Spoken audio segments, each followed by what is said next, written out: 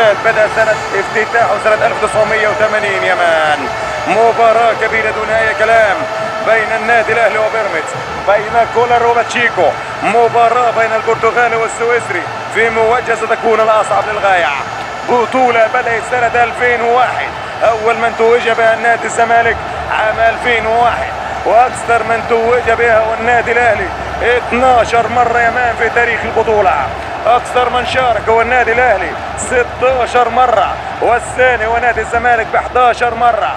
توج النادي الزمالك ب4 مرات، والمقاولين وغزل المحلة والمصري بمرة وحيدة في بطولة تسمى بطولة كأس السوبر يا مان.